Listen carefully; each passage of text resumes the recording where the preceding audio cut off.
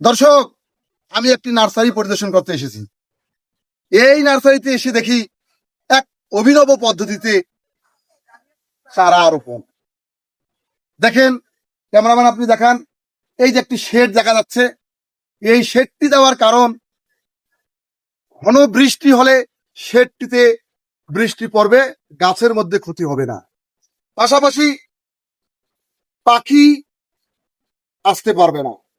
এবং এই শেডের মাধ্যমে ছোট্ট চারাগুলো যখন অঙ্কুর দেয়, অর্থাৎ গাদা হয়, এই দেখেন খুব সুন্দরভাবে হয়ে গেছে, যা কখনো ক্ষতি হতে পারবে না।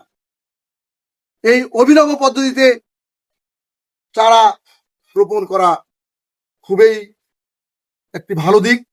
আপনাদের চারাগুলো, গাছগুলো নষ্ট হয়ে যাবে না।